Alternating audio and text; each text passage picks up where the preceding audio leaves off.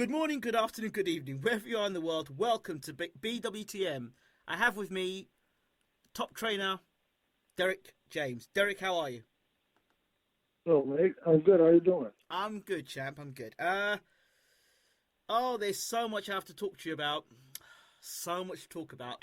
I think we'll start with this Errol Spence versus Kell Brook. There's been, on my channel, Carson Jones did a video and it got almost 10,000 views because he felt that, Kell Brook was ready for Errol Spence. And a lot of people in America feel that American fighter should support an American fighter. That it seems to be a problem in America that American fighters are backing UK fighters.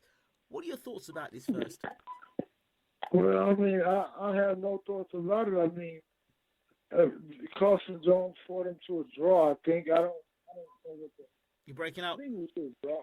You're breaking up. I said I think Carson Jones fought him to a draw. Yeah. So I mean, but I think that there's a little bit of humor in it that Carson Jones is comparing himself to Errol Spence. There's like a joke in the whole thing. But, at the same time, who cares what Carson Jones says? I mean, I don't. Okay. Abel Sanchez had quite a lot to say about Errol Spence. He said, Errol Spence is an athletic guy. He's got good skills. But I think they've rushed him, and he should have maybe fought Brook in 3 or 4 fights' time instead of now. It's too early for Spence. He hasn't really been toughened up in a real tough fight.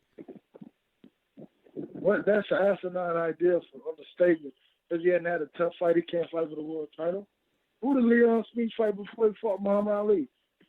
Do you know how asinine that is? I mean, the only reason why Abel Sanchez is saying what he's saying is because I said that Triple G was slow. I said that Triple G looked horrible against Daniel Jacobs. Because before he said Errol Spence is good and going to win the fight. But because I criticized his fighter, he has an issue with me. Or with Errol. You're the same guy who had your 147-pounder not fight Errol Spence. Remember that? Everybody knows about the guy. What's the guy named? The Russian kid that was supposed to fight Errol, number 2, for the title eliminator.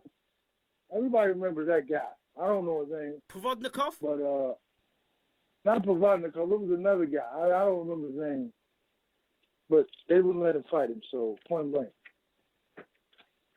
You guys were possibly going to fight Jeff Horn for the title at one point. What? You remember that? You were or number 1 contender spot. Yourselves and Jeff Horn. Jeff Horn's now going to fight Pacquiao.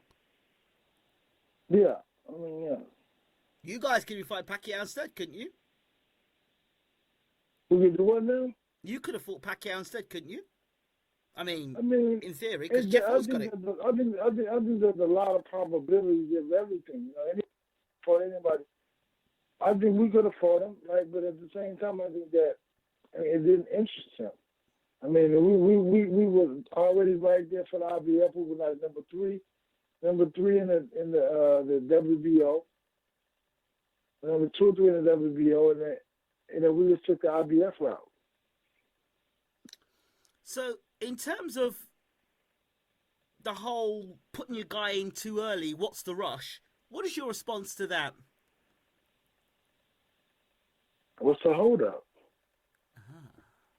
I mean, you have a guy who's an Olympian, he's been proven every time they put him in a ring with someone, he's handled it, he's proved it. So I just look at it like that's his whole. I don't know what his issue is, but before he said Errol was going to beat him. Now, before when I mentioned the fact that Abel I said Triple G was slow. He has slow hands and slow feet. He does. He watches fight. He's not fast. He's not quick. And so I was making this point as to say, if the slow guy could catch up with you, what do you think the fast guy who's a very skilled boxer could catch up? The same thing's going to happen, basically, without the point I was making. And hey, you can't make the guy faster. That has nothing to do with the trainer. Yeah, maybe you can help him out with his footwork, but you can't help him out with his hands. So it's just a natural situation. It had nothing to do with him. But hey, So that's where it's all sort of kicked off then. that's what I believe. I believe that before I saw, he said that Errol Spence would beat Kell Brook. And but it's okay that they don't support Errol Spence. I mean, it's not everybody's not going to like him. I think that he has to just be the best guy he can be and be the Errol Spence that he is and just keep winning. But I think that it's laughable to see Carson Jones, who's very slow, and he was able to catch up with Kell Brook. As I keep saying, these guys who are not so fast catch up with the guy. What about the guy who's faster? So if Carson Jones said something about it, Abel Sanchez said something about it, I mean, listen, man. Hey, look, that's okay. People can keep talking. So, I mean, they got to worry about their own fights. I mean, they got to worry about their own fights. Triple G, he's not looking like great these days. He had two good fights he looked so great in. So you got to worry about that. You ought to be not on the hill, man. On the slope. You got so that's the key to it all. Don't worry about Errol Spence. I'm not talking about them. Okay. So, in terms of Errol, how's training been? How's preparations going in the countdown to Big One? Preparation has been phenomenal. Brady's in great shape already. He's like a couple pounds overweight. But he's always like a month out. He's like about 2 or 4 pounds overweight. He's working hard. He sparred 7 rounds with Jamel Charlo today. He did 13 in all today. And we'll get up to about 16 or 17 rounds before the fight. So it's all good. And that's good. He's looking good. His timing is right. Punches are correct. Everything is good, man. Sparring with Jermaine Charlo, I've seen a lot of photographs of it. When those two guys are sparring, obviously they've both got fights coming up soon. How do those sparring sessions go? Are they off the leash or is it controlled sparring? Man, they go at it, man. It's like this. If you look at it like this, I believe that in sparring, this is dress rehearsal for a fight. So I believe you fight like you spar. If you BS in sparring, BS in a fight. So you have to be focused. So you practice your focus, you get the timing down, your reaction time, you get everything down.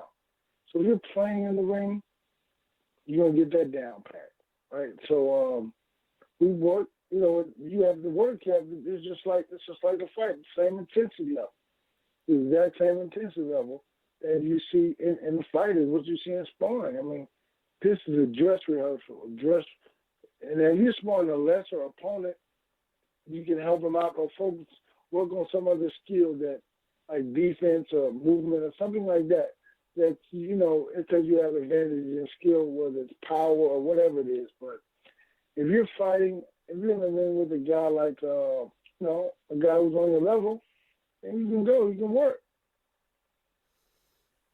Your trip to the UK recently, you came face to face with this special one, Kell Brook. What was that experience like? I mean, it was kind of like, really, it was like most other fighters. It wasn't so much about. I think he's a good fighter. I always say he's a good fighter. I think he's a great fighter. I mean, I don't believe Errol should be fighting fighters that are not good fighters, not great fighters. So I think he's a great fighter. I think he has a lot of talent. He has a lot of natural skill and ability. And I think, for one, I think that, it's good for him. It's good that he's good. What's the point of fighting somebody or beating somebody that's not so great? Everybody's going to talk about it. But, even he had to deal with the situation with Sugar G when he fought him. I mean, I think that didn't damage him. I mean, I think that just damaged his ego a little bit, because I think that by moving up to fight Triple G, I think that he looked at Triple G just like I looked. I said he was slow, he was this and that. He thought he could be able to outbox him. I mean, you looked at him, it's obvious that's what he thought. You just ain't going to be on People say he took it for a payday. No, I don't believe that. He took it because he thought he could beat him. He's a fighter. He's a true fighter. That's what fighters believe. I can beat him.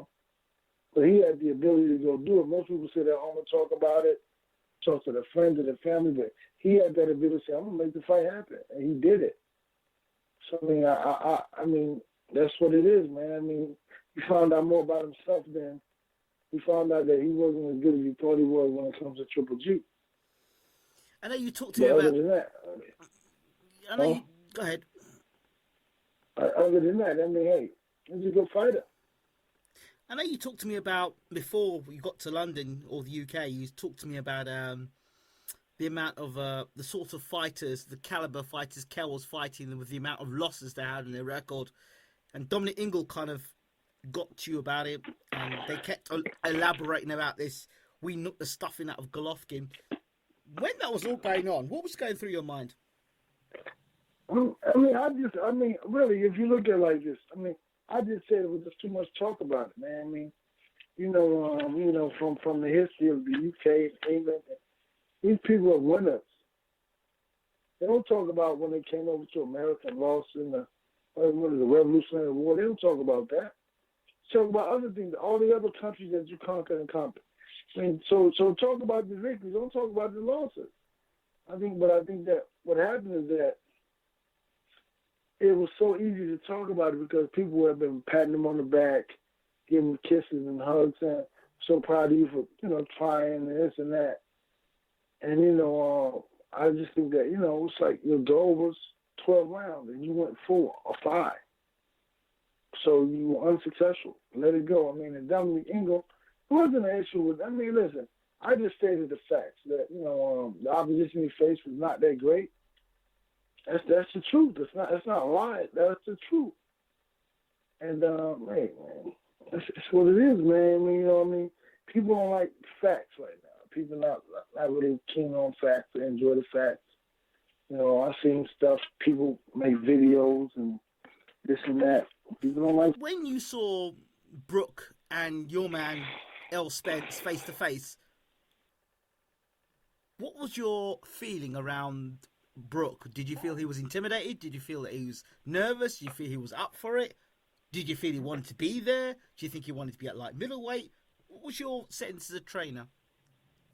Well, I mean, I never try to anticipate anybody's feelings or thoughts. I mean, I just think that even if he was nervous that day, that could happen. It's a big event, it's like in his hometown. But I didn't think he was nervous. I think, but at times, if you look at some of the pictures or some of the video, it was like he didn't want to be there. He wasn't like excited. But hey, but I can't. From what my perception is, and what reality is, it could be totally different. So I can't even try to think about anything because I mean it would be just all assuming my assumptions. I can't. I don't want to assume. So I'm just saying that I liked the whole situation.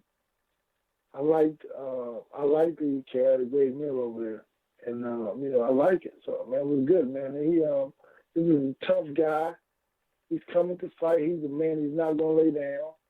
Everything that happens in the fight, El has to make him do, because he's gonna come with the chocolate brownie, and he's gonna come with all the other shots. I mean, that he throws. So I think he's a great fighter. I think he's good, man. I mean, people haven't. I think that as a champion, from watching this fight, and I think everybody else thinks that this is the true welterweight top fight in the world right here. Because, I mean, the Danny Garcia and Keith Thurman fight, I think, though it was action-packed, I think it was like it lacked a lot of skill. They got a little wild, a little sloppy. I mean, it's just truthful. People don't like when I actually tell the truth or say something that other people think. But I think it lacked a lot of skill. I mean, anybody can say, you watch that doesn't look like Superman and Hearns. That doesn't look like all the other top welterweight fights of the world. So, but man, I'm wrong. Man. Okay. What does Errol bring into this fight that gives you such confidence he beats Kell Brook? It's all right saying he beats Kell Brook, but what gives you confidence? I just think I know he's a hard worker. He's a very dedicated young man. He's dedicated to getting better, dedicated to hard work, and he has a desire to be the best. I mean, I think that he has an unbelievable pedigree that he's been working, man. He's a worker. He's a worker bee. I mean, he's there working and grinding every day. I mean, I have to stop him and hold him back from doing other things. So, I think he's going to be ready. A lot of talk about Jeff Lacey and Errol Spence. I've said this to you before.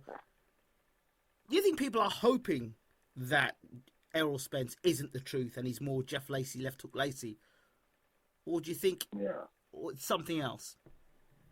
I think people don't like to see people win. I think that but the thing about it is that we win with humility. So it's not like we front or we very rambunctious or, we have humility. And I think that, but people really they don't care to see you want to be successful. That's all over the world. That's in America. That's everywhere. So I think that he just has to continue to be himself and go on the fight and win. I mean, Jeff Lacey, I don't even remember how Jeff Lacey fought. I've seen him fight many a time, but I don't even recall that. I mean, that's a true diehard fan to even bring up that idea. Like, who remembers that? I mean, he fought Golovkin. I know he lost. But he was known for one punch. I think Errol was known for more than one punch. I just think that people don't like to see you win, man. Point blank. Too much success is too much. Okay. What about your guys' punch resistance? Talking about the chocolate brownies and some fighters in America. I think Crawford was one of those fighters that doesn't really. Terence Crawford doesn't even think that Spence is going to beat Brook, another American fighter. Why? Hey, listen, man. People have to believe and people say what they want to say. This is why there is an actual fight and an actual fight date. So everybody will find out. You know what I mean? Whether we find out what we know to be true or not to be true, or everybody else say, man, that's crazy. He blew him out, or he beat him, or he knocked him out, or he got beat. We will, and that's why they have a fight day. And it's an actual situation that goes down. So it's not about, like, people put up these hypothetical fights. Who would win? No, this is real. So you don't have to assume who would win. Just sit back and just wait. Don't even give a thought about it, because there's not a thought about it to be given. Just sit back and wait. This is not what a Ray Leonard fought. Sugar Ray Robinson. No, I don't live in the what if, but this is a situation that's going to actually happen. Everybody gets to see. So the fact that everybody else thinks something lets me know that maybe everybody else doesn't know much at all. Okay. What did Spence say to you when you kind of left after you'd met Brook and you were going back to the hotel room or heading back on the plane? What did Spence say to you about meeting with Brook for the first time? We really didn't talk about it. He said something to him that was kind of odd, but that was about it. He didn't really get into it. It's like, he just said, because we were in shape. We're in shape already, so it's not like we're training to get in shape like most fighters. You get 8 weeks, they come in sloppy, overweight. No, he's already in shape. So he didn't say much about anything. He didn't say anything like, he's bigger than I thought he was, or smaller than I thought he was, or taller than I thought he was, or more intimidating than I thought he was, or just... He didn't say anything about him? No, he wasn't any of those things. He wasn't big. Because you look at, I think that what's funny for me is in the conversation that he has, that he thinks he's such a big guy. If Vernon Forrest was 6 feet tall, that's a big welterweight. Tommy Ryan is 6'1", that's a big welterweight. A guy 5'9" is not a big welterweight. That's an average sized guy. But what happens is that he's fought a lot of smaller guys. So he's convinced himself that he's a big guy. He's 5'9". Errol Spence is 5'9.5", 5'10".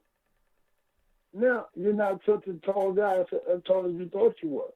Maybe you say, you know what, he's not as tall as I thought he that because even in the conversation, we never we never walked close to him. We went on the other side to sit down. So he didn't get to size Errol up, and neither did we. We didn't get to see him sitting down. But I think that he probably was surprised that Errol was as tall or as big as he was. I think that was the thing that probably caught him by surprise. That he's taller than I am. Because even in the conversation, they asked him, he said, he's a big welterweight, he's this, he's that. And you sit next to the guy and like, oh, I'm not, we're the same size, but he's bigger than I am. So I think that's what Kel found out, opposed to thinking he's such a big guy. Yeah, you're a big guy, you're fighting Frankie Gavin or all these other European guys, but this is a guy who's your size or bigger. Interesting. Do you think size will matter on the night? Hey, this is not dating. So, they're fighting.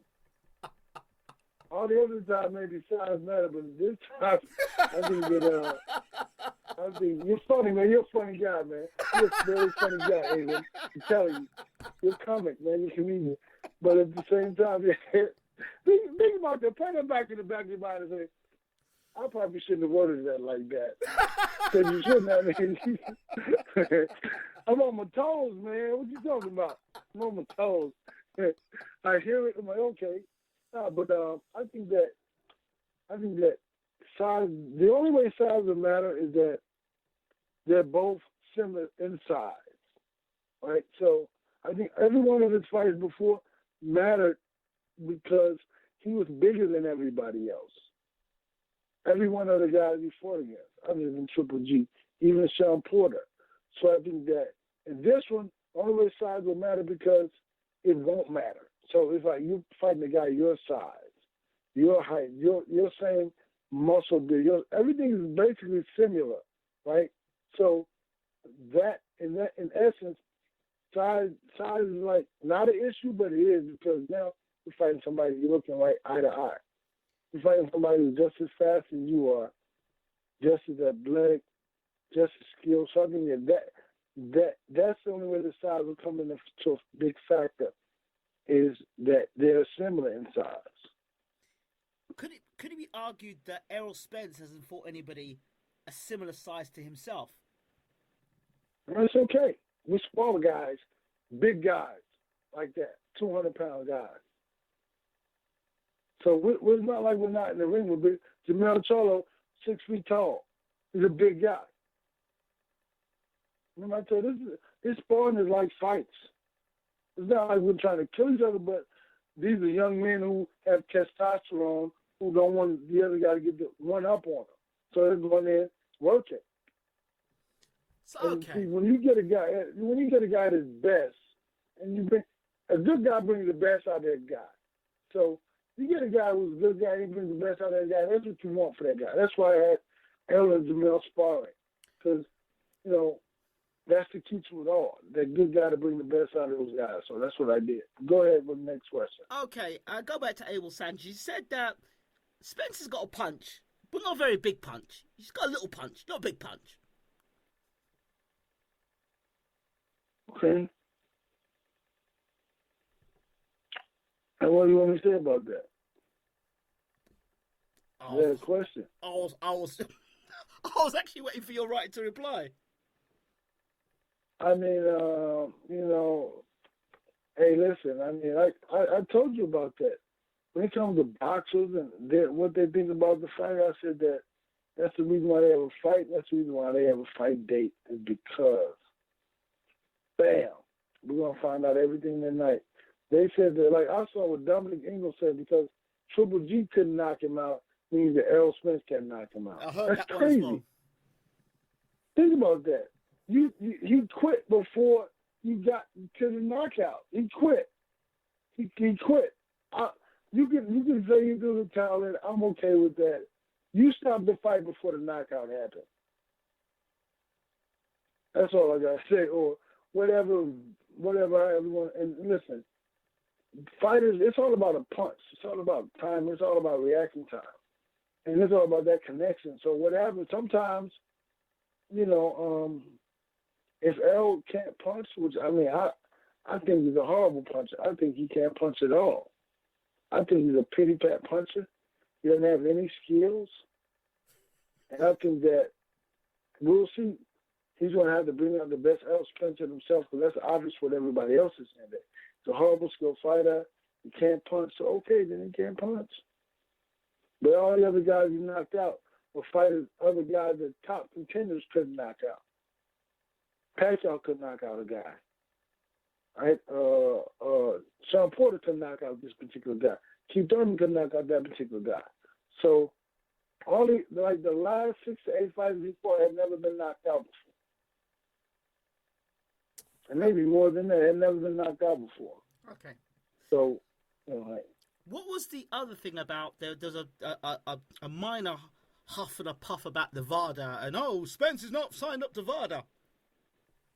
Man, people, listen, man, you can't. One thing I have to say is that I think that people are crazy because the fight can't happen if you don't sign the situation. You don't fill out the paperwork. So I think that people just, I realized, this is what I realized about myself. After I left the UK and I saw everything everybody was saying for the press conference, I realized that we're on the international stage. So everybody's going to say what they want to say. So the people are going to give their own opinions. And you can't really, either you don't do interviews, which I haven't done any more interviews since that time, maybe one. But I just said, listen, people are going to say whatever. I have nothing to say. But the VADA thing is crazy because that was one of the stipulations. He's going VADA and USADA just for people's information. So he's taking 2 of them, VADA and USADA. So and I think it's laughable. It's funny. So that's what it is. I mean, we'll listen. Nobody's complaining other than the people who want to talk about craziness. I'm so glad you said that. I really am. What's the most ridiculous thing that you've read so far? I think about the steroids. I just read somewhere. Errol Spence is sparring Jeff Horn and Lomachenko to get ready for Pacquiao. I was like, man, shit. And some guy was like, I hope that's true. Are you silly? Why would Errol Spence spar Jeff Horn in Australia when he's fighting? I mean, come on, man. Like, I hope that's true. I was like, man, come on, man. Like, so it's like people create these stories. And people see nothing is true. People want things to be true. Like they want that to be for real. They want that to be. There's no way you could actually believe Errol Spence is somebody else's sparring partner. He sparred with Floyd Mayweather. He was his sparring partner one time. That was it. His sparring partner. When he sparred Sean Porter, all those other guys, Ingram, and they were all sparring with each other to help each other get ready for the World Championship fights. And Errol was getting ready for the Amateur World Championship qualifier in Uzbekistan or wherever, something like that, So that's the difference. So it's not like it's crazy, man. What's the crazy thing you heard, Ingram? That's what I want to know. The craziest thing I've heard? Brooks gonna do him in 2 rounds. And why is that crazy to you? Because I don't know if Brooks knocked anybody out of world class within 2 rounds. Okay, all right. Well, I was just interested because he couldn't knock out Frankie Gavin in 2 rounds. I'm just saying. He hasn't. Yeah. Who has Kell Brook knocked out of world class? Let me cut you off. Because you have to live in the UK. Yes. And listen, those people are. Listen, they will go crazy. I apologize for asking you that question because you gotta live in the UK. That's all I gotta say. I live across the road. I live in Ireland, so it's not too bad. I'm an hour away, but yeah, I get your point. But listen, you're still under the umbrella. Yeah, I'm still under the umbrella. You're still under the umbrella, baby, so you got to watch what you say, so that's what I'm saying. You going to the fight, right? Are you going to the fight? Maybe. Quite possibly. Well, you keep talking like this, you may not want to come to the fight. That's all I got to say. I'm not going. I won't be asking you any more questions. Okay. I'll let you do the question asking. No, I'm being objective. I think two very good fighters. The question for Kell Brook is, has he recovered from the Gennady Golovkin fight, and does he make the weight? Those are the two things. Can he make the weight, and can he fight Optimum at welterweight, having fought at middleweight, and has he recovered from the Gennady Golovkin fight? And what's he like now that he's a beaten fighter, no longer unbeaten fighter? How much has his ego been bruised? And then he's having to go into another tough fight against Spence now. So a different style, faster hands with good punching power, an Olympian as well. Brook wasn't an Olympian. So those are things that, make the fight interesting for Spence. But remember, he can't punch. So you added that in there. That was just how you felt about it, because he really can't punch. Well, says somebody else. Well, I won't say he can't punch. I think maybe to say he's not knocked anybody out of world class yet, to my mind. He's knocked out guys below world class, but he did even drop Sean Porter, which Adrian Broner was able to do. So, but then again, Amir Khan dropped Luis Collazo how many times? But then Thurman couldn't drop him once. Thurman almost got stopped on a body shot by Collazo. So I guess it swings and roundabouts, isn't it? Amir is a good fighter, though. He fights with a lot of heart, man, a lot of dedication and conviction, though. Yeah. So the other guy, Thurman, didn't fight with much conviction. He's not trying to knock you out. He even said that in the interview. He said if Errol Spence hurts Bundu, he's gonna knock him out. He said because they train. I watched them train. They train to get knocked out. Well, we don't necessarily train to get knockouts because I never meant to knock him out. Never. I will never tell him to go knock somebody out. But, I'll say to him, but the punches that we practice on, the shots that we throw, and the way he puts his body behind the punches. So Errol Spence physically, he doesn't have power, but he punches with his whole body, so that's where the power comes from. But that's neither here nor there, but I'll tell them to rotate into the shot, so put the body by the shot. So that's but I never tell them to go knock somebody out. So that's Okay. Never. Let's change subjects. Let's talk about the other fighter, Charlo. Up to middleweight now, correct? No. Jamal is middleweight. Jamal is like 154 still. Ah, he's on. Which is the one you're training? I always get confused. Jamil, I'm the WBC champ. God. And he... Charles Hadley, Jamil Charlo, Charles Hadley, and Jamil Charlo. Jamil's the one that is at light middle still, right? Yeah, right. And the other one's moved up to middleweight, right? Yes. Right, great. Okay, so light middleweight, what's the plans for him now? I know he's got a fight coming up. He's just been working hard. He finished his last day of sparring today. There's a very tough fight coming up in Charles Hadley. Charles Hadley is a very tough, strong, and hungry fighter. And we just have to be prepared and be ready. I had him, he and Errol sparred I don't know how many rounds. They sparred a lot. And that was my key for helping, Errol helping him get ready. Because you may have to dig deep in this fight. So we're going to have to dig deep. Have you brought any specific sparring partners for Spence and for Charlo? I don't bring sparring partners. You got world champion to spar with, man. You for real? You spar all the fighters in our training camp are undefeated. You got middleweight. Rob Brand, he's going to fight the winner of Mulata and Ingram for the WBA title that Daniel Jacobs had, which is 22-0. Right. You got Jamel Charlo, Errol Spence, Adrian Taylor. Okay. And one guy has a loss. Daquan on there, he has a loss. Okay.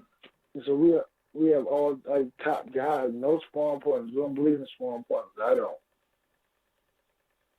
Very interesting. Very, very interesting. Any particular reason why you don't believe in sparring partners? The sparring partners aren't that committed. They've been trying to get a check, right? Yeah. What's the pride point of that? You can come get the sparring partner to beat up every day. It's not even a big deal for them, but as long as they're getting a check. But a fighter has like a fighter who's undefeated, he has pride. He don't want to be laughed at or people talking about or giggled at. He don't want to get knocked out or beat up in sparring.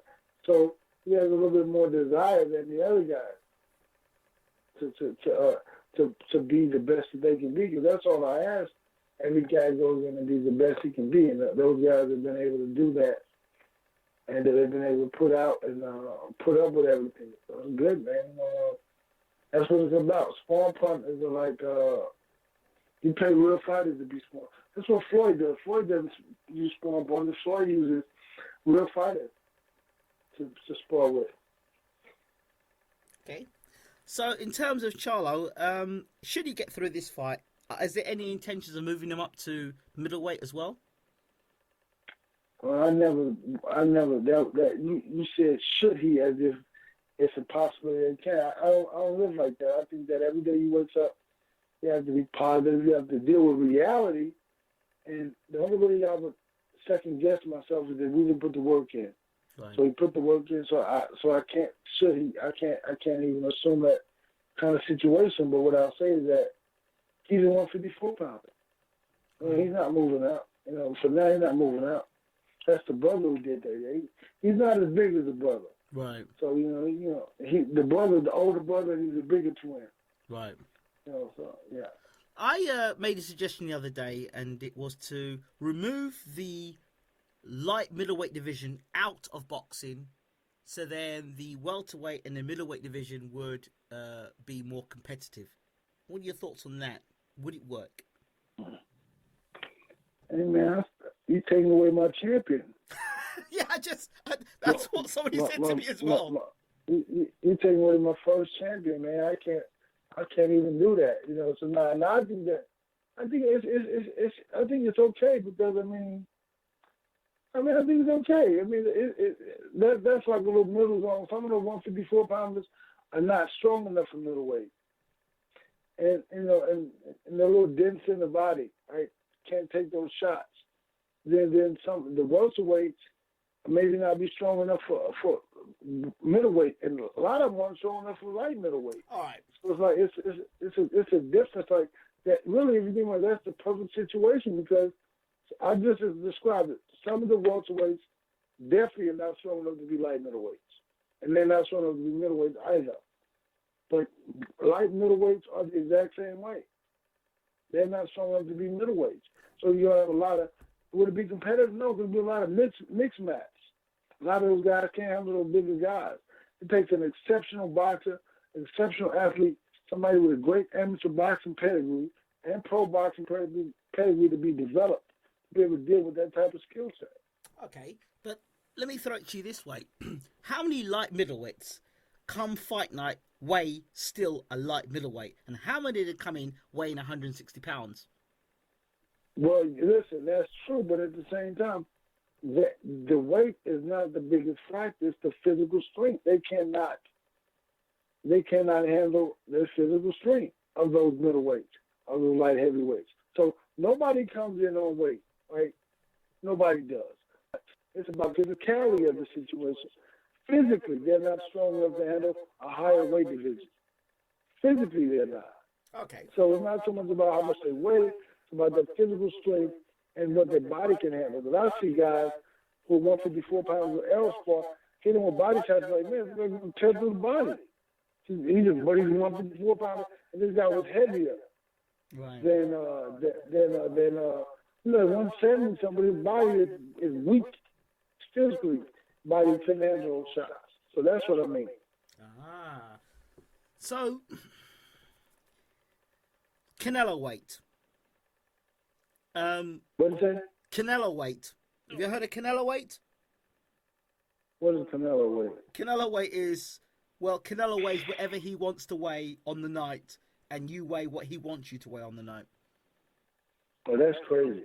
Well, Canelo's coming at 164 pounds against Julio Cesar Chavez. I think that's the weight they're going to fight at. So we call it Canelo weight.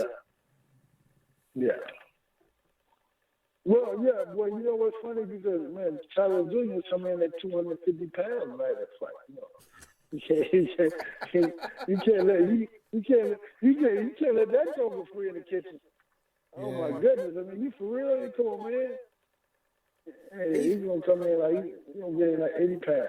He's training like a Trojan at the moment, so I've been told by That's reliable right. sources. Not so embarrassing. He's with to me, he was the best technical. Well, he's one of the best trainers in boxing. Far more. This is the funny thing about it. If you think about this, what I said before, why did Nacho Barrison never get trainer of the year? Because he had the Marquez brothers, right? Freddie Roach had one guy. He had two guys who were winning and beating everybody, right? Why did he not get trainer of the year? And then Marquez knocks out Pacquiao. Why did he not get trainer of the year? Politics. I'm just asking. Because I'm Politics. just saying like this. Listen, and one thing I remember the 24/7, and Marquez said, "I'm smarter than he is." He looked at him and pointed his finger at the camera and said, "I'm smarter than he is." That's what he said, and I'll never forget that. There's so much about intelligence, and intellect. It's not so much about how strong you are, how big you are. It's about how smart you are. So would you pick Julio Cesar Chavez in this fight against Canelo? No, I don't. I mean, I have no concerns about it. I mean, I have no concerns about it. I mean, I have nobody in the fight. I get no ideas about any other fight. I don't. Okay. Because I'm like, I don't want to interject my feelings into the fight, so I don't know what's going on. It's up to them. It's not up to me. Do you feel the same way? Do you feel the same way about Walden Kovalev? Oh, that's America. I want America to win. That's different. You know, I interject my feelings into that one. But listen, if you look at like Danny, what's the other guy named Danny Russell versus Keith Allen? I didn't care. You know, I mean, yeah, come on, but he had an American fighter fighting a Russian fighter. Come on, man. You know, I want my people to win. Fair enough. Can't argue who there. Can't argue there. Is there anything you'd like to say before we close, Mr. James? Is that I'm ready. I can't wait for the fight. You know, I think that I like the UK. I love the British people. I really do. I think that a lot of times people misconstrue things that I say or that my thoughts. You have to be positive about what you believe in. You have to be positive with your people, yourself, who you are. I mean, a lot of people are not so positive about themselves. They're not positive to the fact, well, I'm flamboyantly over rambunctious or disrespectful. But I just believe in myself. I believe in my God. I mean, that's what you do. If you don't believe in yourself, Kell Brook believes in himself. If you don't believe in yourself, then you should not be in this sport. And a lot of people can't understand that. So fighters want to fight it. And, you know, everybody around, that's why I'm not talking about these other fighters. I say, I don't care. People think else is going to lose, then okay. It's all about, that's why let's fight. One thing about boxing, this is what we have to understand. All the yapping and talking, boxing is the only thing in life that is settled with a fight. Think about that.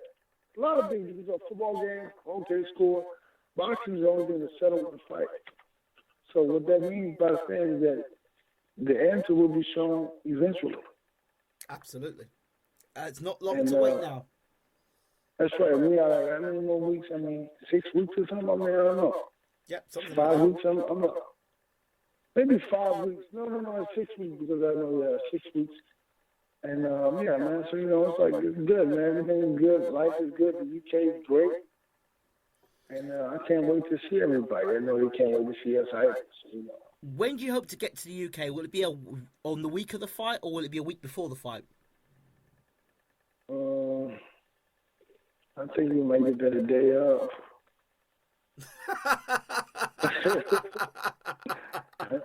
We're gonna take a picture. We're gonna take a picture.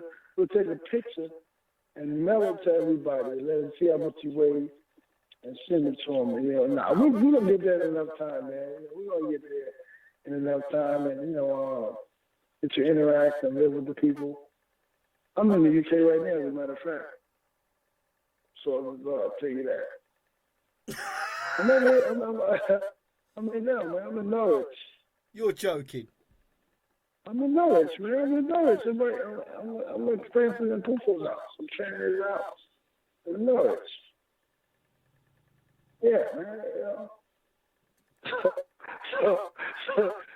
I can't. I should have told you that.